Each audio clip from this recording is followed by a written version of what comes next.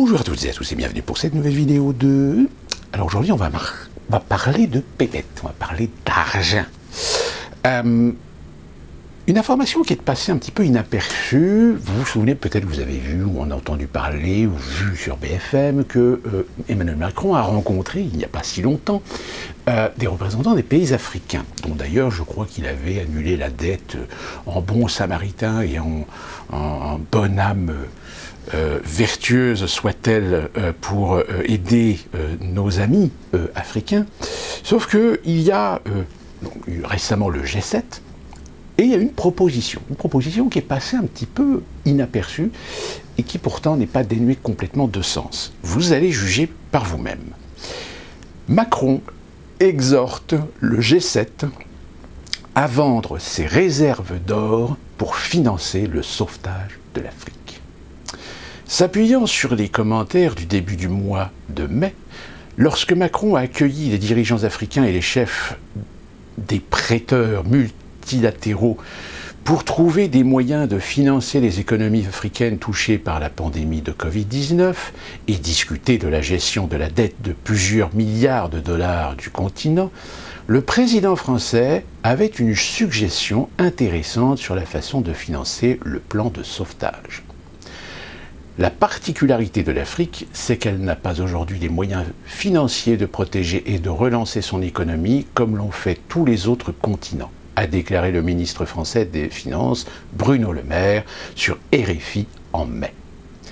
Les chefs des finances mondiales ont convenu, en avril, d'augmenter les réserves, les DTS, du Fonds monétaire international de 650 milliards de dollars et de prolonger le gel du service de la dette pour aider les pays en développement à faire face à la pandémie, bien que seulement 34 milliards de dollars soient alloués à l'Afrique.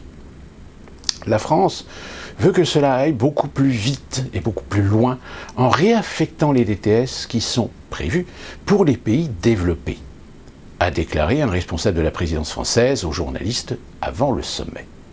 Macron a déclaré qu'il pensait que l'Afrique avait besoin d'un New Deal pour donner au continent une bouffée d'air frais. Et aujourd'hui, il a appelé les pays du G7 à trouver un accord dans le cadre des efforts visant à réaffecter 100 milliards de dollars de droits de tirage spéciaux du Fonds monétaire international aux États africains. Alors, comment payer pour le renflement? Parce que oui, c'est bien gentil d'arroser des milliards, mais l'argent, on va le trouver où? Macron a déclaré, lors d'une conférence de presse, qu'il aimerait que la vente des réserves d'or aide à financer cette aide prévue pour l'Afrique. C'est-à-dire que le mec, il est en train tout simplement de proposer, on n'a qu'à taper dans la caisse. On n'a qu'à, en tant que pays de l'Union européenne, vendre chacun d'entre nous une partie de notre or pour forger les 100 milliards de besoins. À qui vendra-t-il cet or?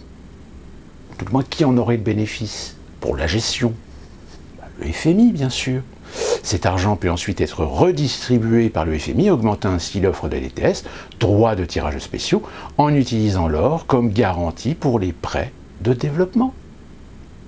C'est-à-dire que, en fait, on filerait l'or au FMI, qui pourrait, par l'intermédiaire de cette capacité d'or, soit le négocier, ou soit s'en servir pour tirer des emprunts et trouver l'argent. Il parle ici de 100 milliards de dollars. Cela représente environ 1600 tonnes d'or au prix actuel, soit 32 150 dollars l'once par tonne, soit 1900 dollars l'once, soit 0,06 milliards de dollars la tonne. Maintenant, il est intéressant de noter qu'un lecteur sur Twitter a rassemblé de nombreux éléments avec cela en disant qu'il s'agissait en fait de la couverture humanitaire de la liquidation à venir de l'Italie. Après avoir parlé avec mydolsing.com, un blog italien avec une mission similaire, il est bien compris dans les cercles italiens que sa liquidation de l'Italie est en bonne voie, avec à sa tête évidemment Mario Draghi, qui a été mis au pouvoir pour justement exécuter l'ordre. L'Italie officiellement possède 2450 tonnes d'or à donner ou à prendre. Macron peut leur demander de se venger car ils doivent au moins autant à la BCE et à l'Allemagne via le Target 2. Draghi a déjà clairement indiqué qu'il n'y aura pas d'Italixit sans payer cette dette. Il a dit en cela, en tant que président de la BCE, avec Christine Lagarde au pouvoir, cette exigence est toujours là. Maintenant qu'il est le Premier ministre de l'Italie, le départ de l'Italie de l'Union européenne n'est absolument pas sur la table. Pire, on peut effectuer ce transfert une fois qu'il y a une couverture politique pour cela. Je ne pense pas que ce plan ait encore des jambes, mais c'est un autre signe qu'ils doivent accélérer leur plan en raison de l'opposition croissante au cadre de base de l'agenda de Davos. Davos, je vous rappelle, qui a lieu à la fin du mois. Ainsi Macron, s'exprimant à la veille de la conférence du G7 pour renverser le complot, dit à quel point ses perspectives électorales sont mauvaises en France, car il a besoin d'améliorer son image, et c'est le meilleur qu'il puisse proposer. Mais oui, parce que s'il est à l'origine d'une aide substantielle aux pays africains, il faut quand même imaginer qu'en France, nous avons un grand nombre de nos compatriotes qui ont des origines africaines, des racines africaines. Vendre une partie de l'or français au FMI pour payer un nouveau programme de colonisation en Afrique? Eh oui, parce qu'en réalité, soyons clairs, l'aide substantielle qui pourrait être utilisée pour aider au redressement économique de certains pays africains n'est qu'un leurre. En réalité, cela cache autre chose. Cela dit, puisque ce plan est maintenant dévoilé, quelles sont les implications? Eh bien, les implications. Il donne une couverture politique pour voler l'or de l'Italie, un don humanitaire du premier monde vertueux. C'est-à-dire qu'on se servirait de ce prétexte pour permettre à instrumentaliser l'Italie, c'est-à-dire l'Italie ferait un don d'elle-même pour sauvegarder et sauver un continent tout entier. Ah, quelle vertu! Il place le FMI au centre de la stratégie de sauvetage post-Covid, évitant soigneusement l'agression nue de l'Union européenne contre ses propres membres. En effet, si on donne le pouvoir au FMI, le FMI est une organisation internationale qui n'a aucun compte à rendre à quelque souveraineté d'État que ce soit. Il regroupe les réserves d'or occidentales actuelles en une seule institution plutôt qu'un tas d'autres disparates. Alors, quand on dit occidentale, c'est surtout européenne, parce que j'imagine très très mal les Américains dire « ouais, ok, pas de problème, on met notre pot en commun ». Il dit à tout le monde que l'Europe perd du terrain face à la Chine et à la Russie en Afrique pour l'avenir des terres rares et du lithium nécessaires pour réussir leur révolution verte. Nous y voilà. Ils veulent reconquérir l'Afrique, ils veulent faire de la colonisation économique. Il avertit le monde que l'Union européenne se sent désormais confiante dans sa capacité de recoloniser le tiers-monde en raison de la primauté de son autorité centrale non élue. Cela cadre parfaitement avec le minimum global Corp, accord fiscal, parce qu'une fois qu'ils seront tous d'accord là-dessus, il devra y avoir une agence d'exécution. Cette agence sera remise entre les mains de l'ONU et collectée par l'intermédiaire du FMI. Il ouvre la voie à des CBDC nationaux non émargés ou non amarrés, alors, mais soutenus par un panier de DTS associé à de l'or et une politique fiscale. C'est également un assaut frontal contre le Bitcoin et les crypto-monnaies qui gagnent du terrain très rapidement dans le pays africain le plus vulnérable au choc de l'offre et de la demande en dollars, maintenant que le Lightning Network s'est avéré fonctionnel. Et vous allez voir, la seconde information que je vais vous donner, elle n'est pas dénuée de non-sens non plus. Elle met en évidence que les modifications apportées au ratio de financement stable de Bâle III sont là pour augmenter le prix de l'or en supprimant la capacité de la Fed à le garder secret à travers les marchés à terme et l'or papier non alloué. Macron ne sera pas autorisé à quitter ses fonctions l'année prochaine, à moins que quelque chose de dramatique ne se produise contre la volonté de Davos en France, c'est-à-dire une forme de soulèvement violent plutôt que de simples manifestations. Il ne fait aucun doute, dans mon esprit, qu'il y aura plusieurs tentatives pour le soutenir, pour le faire franchir la ligne d'arrivée. Marine Le Pen se rapprochera, mais elle ne sera pas autorisée à gagner. Ils ont arrêté Trump, ils arrêteront Le Pen. C'est peut-être la dernière fois qu'ils font une telle chose et ils peuvent brûler le capital politique et la couverture qu'il leur reste dans le processus, mais ne pariez pas sur le fait qu'ils ne le feront pas. À ce stade, aucun prix n'est trop élevé à payer. Ils ont amassé ce capital politique précisément pour cette raison. Ils le dépenseront. Ce qui vient ensuite, c'est ce dont mon ami de Duran, Alex Mercouris, a parlé lors de ma récente conversation avec lui. Le sommet Biden-Poutine sera un pot de vin et une menace de Biden à Poutine.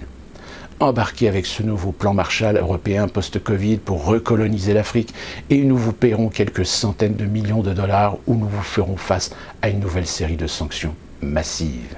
C'est-à-dire qu'on peut se douter que la réunion qui a eu lieu entre Biden et Poutine, Biden a bien expliqué à Poutine, attention, on a un projet pour l'Afrique, pas touche.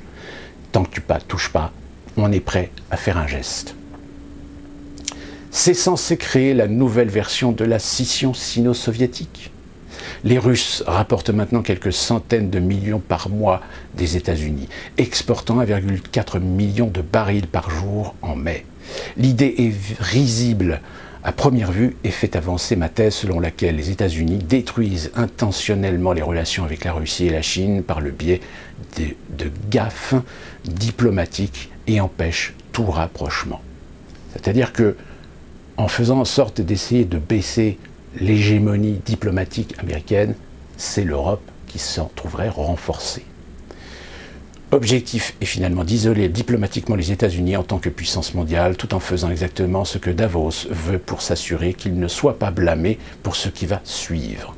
Attendez-vous donc à une rupture finale avec les États-Unis par la Russie, financièrement, dans l'environnement post-sommet. Ce ne sera pas une erreur, cela fera partie du plan. Parce que, encore une fois, l'objectif est la dissolution politique, économique et culturelle des États-Unis, et cela ne se produit qu'en perturbant autant que possible l'infrastructure du marché intérieur américain de l'énergie. Dans le même temps, j'ai noté que la Fed était complètement silencieuse sur ce nouveau plan de Macron, alors qu'il est également clair que le président de la Fed, Jérôme Powell, n'est pas d'accord avec la poussée exagérée de Christine Lagarde de la BCE pour coordonner la politique de la Banque centrale pour lutter contre le changement climatique. Ce désaccord public sur la question du pivot pour Davos était le titre le plus important de la semaine dernière. Cela signale que quoi que Davos ait prévu pour les États-Unis, la Fed et le système bancaire ne vont pas entrer en douceur dans cette nuit noire. Il y a donc une autre faille dans l'agenda de Davos, un autre fond dans cette guerre qui s'ouvre et va s'intensifier à partir d'ici. Powell, le président de la Fed, n'est pas un mondialiste au même titre que Lagarde, Draghi, Curran, Kearney ou Gordon Brown. C'est un gars qui est du private equity, avec une philosophie et une compréhension de la situation bien différentes. Il représente des personnes similaires, mais pas les mêmes. Vous voyez, on revient sur ce conflit, en fait, celui dont on parle assez souvent, de cette guerre hégémonique entre aujourd'hui les États-Unis et les mondialistes européens. Il ne va pas vendre ou réévaluer une once d'or américain, ni abandonner le secteur bancaire commercial aux États-Unis parce que le mot est venu de Klaus Schwab. Cela dit, les banques centrales savent qu'elles en ont fini avec le système actuel et qu'elles ont besoin d'un nouveau. Pour survivre, ils devront déconnecter l'argent de la valeur et du travail. En faisant cela, ils vous déconnectent de votre propre valeur dans le travail que vous faites. C'est si simple, le moyen le plus efficace de le faire est de vendre l'or et d'isoler les pouvoirs qui ne veulent pas suivre leur plan. En effet, si on vend l'or, les pays n'ont plus de garantie. S'ils n'ont plus de garantie, c'est-à-dire que la garantie du peuple, je rappelle, les réserves d'or appartiennent au peuple. Pas aux dirigeants, pas au président, ni au gouvernement, ni aux politiciens, ni aux partis politiques, ni aux institutions parlementaires. Elles appartiennent au peuple. Or, si on vend l'or du peuple, le peuple n'a plus aucune souveraineté. En tout cela est directement lié à la demande où sont innocents et anodins de Macron de se rassembler et d'aider l'Afrique pauvre à se remettre de l'après-Covid. Et de vendre la seule mesure tangible d'épargne de leur pays qui reste en soutenant leur monnaie, en dévaluant rapidement leur or. Donc voilà. On n'est pas encore sur le forum de Davos que déjà, on pose des jalons. C'est-à-dire qu'on va se servir du prétexte d'aider l'Afrique parce que on a besoin de l'Afrique. On a besoin d'être présent en Afrique et on ne peut pas laisser l'Afrique aux mains de la Chine et des Russes. C'est impossible. Or, dans cette politique, c'est aussi l'outil qui va permettre d'accélérer la destruction des souverainetés des pays européens. Et de fait, pour aider à cette destruction, il faut absolument que les Américains suivent. Or, les Américains en ont strictement rien à foutre de ce que les Européens ont l'intention de faire. Eux, ce qu'ils veulent, c'est garder leur hégémonie. Eux, ce qu'ils veulent, c'est garder leur dollar. Leur dollar en tant que monnaie internationale, de référence, de réserve. J'espère que là, vous comprenez bien la subtilité. Et on en vient à une autre information, tout de suite, qui est tout à fait en lien avec ce que je viens de vous expliquer. Ce que je vais vous expliquer maintenant, ça rejoint ce dont je vous avais parlé dans certaines de mes vidéos sur, par exemple, le fait que Christine Lagarde avait un petit peu retourné sa veste sur les crypto-monnaies et qu'elle avait suggéré l'idée qu'on fasse une crypto-monnaie européenne. Eh bien, il se trouve que tout à fait par hasard, dans un journal allemand, le journal allemand qui s'appelle Zeit, Z-E-I-T, je vous mettrai le lien, malheureusement, le lien, vous ne pouvez lire l'article que si vous êtes abonné, et en plus de ça, c'est en allemand. Si j'arrive à trouver un article, éventuellement anglais, traduisible, etc., mais pour l'instant, je n'ai que cet article de référence. Eh bien, une bombe vient d'être lâchée par ce journal allemand. En effet, la possibilité de voir les États européens se doter de réserves en crypto-monnaie, alors qu'il y a encore quelques années, tout le monde criait au risque, à l'instabilité, au danger majeur que représentent les crypto-monnaies. Voilà que désormais, on a la preuve que les jours des monnaies fiduciaires sont bel et bien comptés. En effet, le Bitcoin, c'est génial, si vous voulez vous faire des pépettes en or, sauf que le problème des crypto-monnaies, c'est que ça va très très vite. C'est-à-dire que au moment où ça augmente, au moment où vous achetez du Bitcoin, en l'espace de quelques secondes, le Bitcoin peut s'effondrer et vous perdez tout. C'est vraiment, c'est ce qu'on appelle un peu ce principe du high frequency sur les marchés. C'est-à-dire ces traitements, ces investissements, etc. sur des nanosecondes. Alors, pour que vous compreniez bien le problème, je vais vous faire un petit rappel rapide, très simpliste et très synthétisé de la situation et ce que ça implique. Tout d'abord, examinons les réserves de change. Les réserves de change, c'est ce que les pays ont en stock pour pouvoir continuer à emprunter sur les marchés en ayant des garanties. C'est comme vous, par exemple, quand vous allez à la banque, si vous voulez prendre un crédit, la banque va vérifier si vous êtes solvable, c'est-à-dire si vous avez suffisamment de revenus, si vous avez un patrimoine sur lequel éventuellement la banque peut éventuellement se retourner si vous devenez insolvable pour X raisons. Les réserves de change sont des liquidités et d'autres actifs tels que l'or détenus par les banques centrales. L'une des principales raisons pour lesquelles les pays détiennent des réserves de change est d'inspirer confiance dans les marchés financiers et l'économie de leur pays dans son ensemble. La devise de réserve la plus importante et la plus détenue en matière de monnaie de réserve, c'est évidemment toujours le dollar US. Outre l'euro, il n'y a pas eu de véritable concurrent à la domination du dollar en tant que monnaie de réserve. C'est-à-dire que c'est pour ça qu'il y a beaucoup de pays aujourd'hui qui, entre autres, achetaient de l'or physique, achètent également de la monnaie, c'est-à-dire la monnaie internationale, qui, évidemment, c'est les monnaies internationales du fameux panier international, qui, je le rappelle encore une fois, est le dollar, le yen, l'euro, le yuan et la livre sterling. Or, depuis quelques années, on constate un phénomène de dédollarisation, c'est-à-dire des pays qui vendent des stocks de dollars et rachètent de l'or ou d'autres valeurs tout aussi intéressantes à avoir ou à posséder en matière de réserve. Certains parlent souvent d'ailleurs de la couronne suédoise ou du franc suisse. Ce qui fait que le montant de l'US dollar détenu en tant que réserve de change est à son plus bas dans l'histoire récente. Le sommet fut 72% dans les années 90 et est tombé aujourd'hui à moins de 60% en 2020. Sur la scène internationale, rien n'indique que la tendance de la dédollarisation changera et pourrait s'accélérer avec la hausse des BTC. c'est-à-dire le Bitcoin.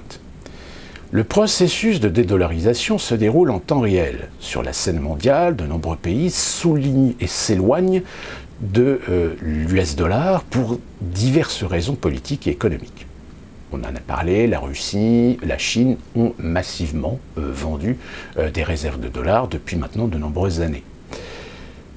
Se laisse une ouverture pour quelque chose d'autre, prenne pied, un choix évident, c'est la crypto-monnaie, c'est le Bitcoin.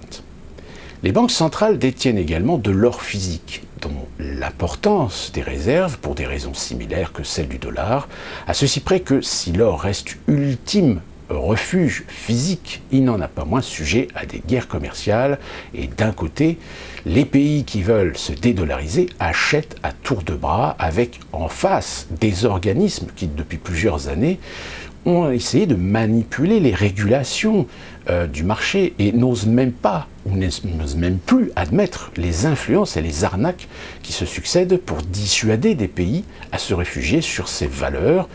On ne posera plus la question de qui sont derrière, évidemment. On se souvient d'ailleurs, tout le monde a oublié l'affaire du Libor en Grande-Bretagne, où des responsables sont tombés pour avoir trafiqué les cours et manipulé les taux. Car l'or agit comme une garantie de la dette et peut aider à renforcer la situation financière d'une nation. L'ancien président de la Fed, Ben Bernanke, à son époque, avait d'ailleurs déclaré que les banques centrales détenaient de l'or en raison de la tradition. Il y a plus de 33 200 tonnes métriques d'or détenues par les nations et les agences internationales. Ces dernières années, de nombreux pays ont augmenté leurs réserves d'or en s'éloignant du dollar. Et je rajouterais que même des États, au sein même des États-Unis d'Amérique, prenant conscience de la difficulté aujourd'hui du dollar de se maintenir, commencent à acheter et se faire des réserves d'or. Par exemple, le Texas achète aujourd'hui de l'or. C'est quand même étrange. Alors forcément, quand les monnaies de réserve et l'or font l'objet de manigances, de manipulations, de politiques de banque centrale purement artificielles, les quantitative easing par exemple, les planches à billets telles qu'on les appelle, il faut trouver une autre façon de se munir de réserves. Et là apparaissent les crypto-monnaies. Les dirigeants des nations expriment à la fois publiquement et en privé un énorme intérêt pour le Bitcoin. Le Salvador, par exemple, a récemment adopté un projet de loi officialisant le Bitcoin comme une monnaie de référence légale. Il s'agit de la première étape vers la légitimation du Bitcoin sur une échelle monétaire nationale. Et cela pourrait amener d'autres nations à le conserver comme réserve. Également, d'autres pays commencent à se pencher sur la question, plus particulièrement les pays d'Amérique latine. On a par exemple le Mexique, le Panama, la Colombie, l'Équateur, le Brésil, le Paraguay et l'Argentine. Avec le dollar qui perd de plus en plus de terrain, beaucoup se sont plutôt tournés vers le Bitcoin et d'autres crypto-monnaies. Le Bitcoin a un montant fixe de 21 millions par opposition à un nombre infini théorique de l'US dollar. Comme il n'y a aucun signe de fin de l'impression monétaire, attendez-vous à ce que la tendance vers le Bitcoin se poursuive. Pour résumer, le dollar US, par son statut de première devise de réserve de change avec une dédollarisation continue. Deuxièmement, le Bitcoin continue de gagner en popularité et est officialisé par certaines banques, certaines villes et maintenant certaines nations. Troisièmement, la tendance vers le Bitcoin et autres cryptos va continuer. Désormais, vous comprenez pourquoi l'apparition des crypto-monnaies ont été très décriées, car pouvaient devenir des valeurs refuges qui échappent au contrôle des banques centrales. Si en effet l'argument de sa trop grande volatilité est justifié en tant que raison d'un haut risque, il faut se souvenir que les marchés fonctionnent désormais avec des valeurs qui vont aussi vite, très très vite, à l'image du fameux High Frequency Trading, ce système de traitement de valeurs à haute fréquence où des milliards et des milliards se font et se défont à la vitesse du milliardième de seconde. On comprend pourquoi Facebook veut lancer sa propre crypto-monnaie, car avec le nombre d'abonnés à l'échelle mondiale, imaginez demain que des Américains, voire même des Français, transfèrent une partie de leur patrimoine financier en Bitcoin ou en monnaie, en crypto-monnaie, Facebook. Vous voyez un petit peu le truc? Mais on en saura peut-être un petit peu plus une fois que Davos aura eu lieu. On essaierait d'avoir des informations, on essaiera d'affiner, de confirmer si ce que je viens de vous expliquer va véritablement prendre une concrétisation plus solide, plus générale, plus officielle, on va dire. Mais le fait est, c'est que là, on a quand même une explication de ce que certains phénomènes aujourd'hui tentent à mettre en conflit, eh bien, un monde multipolaire. C'est-à-dire que là, on a véritablement des orientations, des décisions, des politiques qui vont militer pour un monde unipolaire, c'est-à-dire une centralisation de pouvoir dont dépendra un ensemble. Et le fait de vouloir essayer de remettre la main sur l'Afrique, c'est pas anodin. Donc, attendons-nous à ce qu'il y ait de nouveau des conflits, de nouveau des amis-croches avec la Russie, avec la Chine et les partenaires éventuellement de ces pays, parce que les enjeux, vous les comprenez, c'est que demain, si le système économique n'arrive pas à se maintenir à flot, si la tête finit par couler, tout le monde va être éclaboussé. Et enfin, troisième et petite dernière information qui rejoint ce dont je vous avais parlé dans ma précédente vidéo, sur le fait que une députée, une sénatrice, pardon, du Tennessee a lancé une annonce officielle très à charge contre ce qu'on appelle le Big Tech. Eh bien, on vient d'apprendre, quelques jours après, la nomination de quelqu'un qui, je dirais, ne fait bien que conforter ce que je dis depuis le début. Le Parlement a validé la nomination de Lina Khan à la tête de la Federal Trade Commission, l'administration qui est en charge, entre autres, des enquêtes dans le cadre de la loi antitrust. Khan est réputée comme étant une personnalité politique très engagée contre les hégémonies des Big Tech. Voilà, voilà. Donc on peut s'attendre, dans les mois à venir, que une enquête ou un processus de loi antitrust soit lancé aux États-Unis contre les Big Tech, c'est-à-dire plus particulièrement Facebook, Twitter, Google peut-être échappera à la règle, mais clairement, là, ce sont les deux réseaux sociaux qui ont majoritairement aujourd'hui une influence sur l'information, sur le partage d'informations, etc. et du fait de censure assez importante et qui s'est énormément développée depuis quelque temps, surtout depuis l'époque Donald Trump. Sauf que, comme je vous l'avais expliqué dans la précédente vidéo, aux États-Unis, vous avez des politiciens qui n'aiment pas voir l'hégémonie de certains groupes, de certaines sociétés, tant que ces sociétés ne sont pas soumises à leur bon vouloir. C'est par exemple Coca-Cola. Par exemple, Coca-Cola aujourd'hui est très hégémonique, mais ne s'est jamais intéressé ou ne s'est jamais particulièrement penché sur des idéologies politiques. Ils ont parfois soutenu, mais ça s'est toujours un petit peu arrêté là. Ils n'ont jamais voulu rentrer dans des polémiques ou dans des débats politiques, etc. Donc ce qui fait que Coca-Cola, il est tranquille. En revanche, quand vous avez des groupes qui commencent à être un petit peu trop hégémoniques, trop importants, et qui peuvent être à un moment donné une menace parce que risquent éventuellement d'avoir une influence non négligeable sur l'opinion, sur je dirais l'information, sur la façon dont les gens peuvent percevoir les choses, etc. Ça ne plaît pas. Ça ne plaît pas aussi bien à des républicains, et pour cause, mais aussi à des démocrates. Parce qu'il y a des démocrates qui, eux, se disent, aujourd'hui peut-être que ces gens-là nous ont servi, mais demain, est-ce qu'ils ne vont pas se retourner contre nous? Donc, avant qu'ils se retournent contre nous, ce qu'on va faire, c'est que, on va essayer de les calmer rapidement. On va les casser.